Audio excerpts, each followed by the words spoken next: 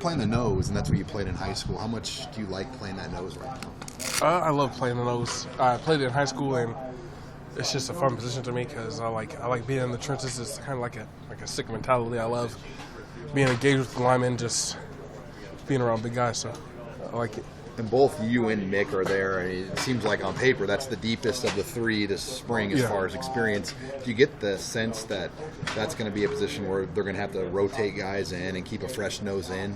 Oh yeah, all three positions, the end, stud, and nose, they're going to have to rotate. But yeah, it's they're going to have to rotate because we play fast, and they always tell us to be ready, and that's what we're going to be. So, what's the biggest change for you then? Moving back to the nose where you played in high school?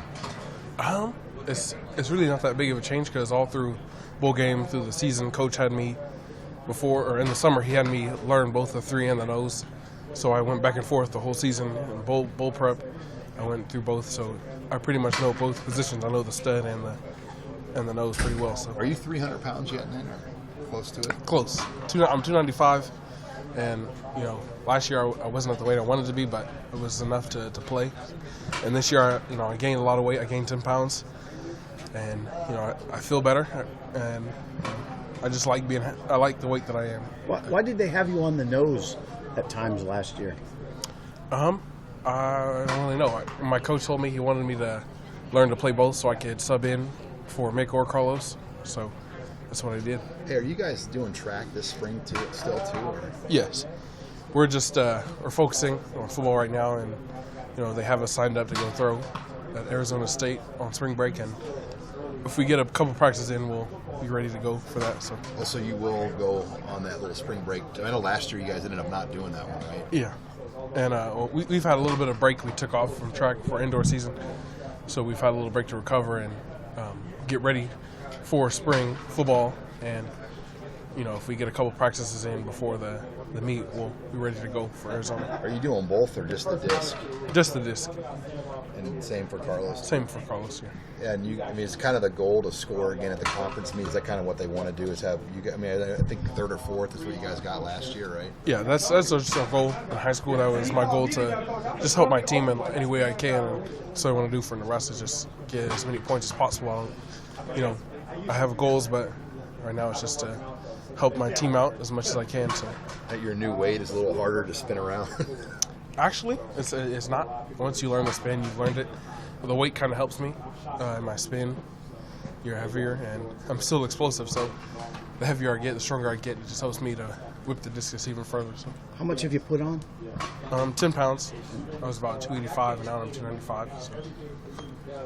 In the spring, when you guys aren't practicing every day and you're installing something new, does it help to have a practice for a day and get a day to kind of go back and think about it? Or yeah. Coach Diaco, he's been really helpful. We do a lot of install during practice days and those meeting days. We do a lot of talking, and he goes over it thoroughly with us, so it just helps a lot. And Coach Perella makes us learn it by ourselves at home. He'll have us send him a picture of the blitzes that we wrote, the blitzes for the next day. He'll have us write them down and send it to him overnight. So you'll write it down, take a picture of it. What if you don't do that? It's consequences. So I don't think you want to get on that side. So. How have guys adjusted to kind of the in-your-face style of Diaco, the intensity and energy out there? We've all embraced it, and I can see. Everybody loves it. Everybody wants. That's what people love about football. That's what makes it fun, and I think he knows that, and he's trying to incorporate that here. And we just love it. We embrace it every day. So.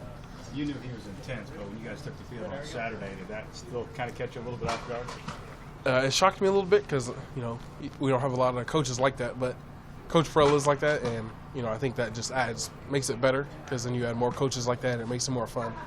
It's it's not like practice is a drag, but when you do it like Coach Diaco, it's more fun that way. What did you guys say to each other after practice on Saturday? First time through the class. After practice, he just told us good job, good enthusiasm, and he's always wanting us to play faster, and that's what he focused on, playing faster. And he's talking about giving your effort each play, and that's what he told us to focus on each day and for this practice today.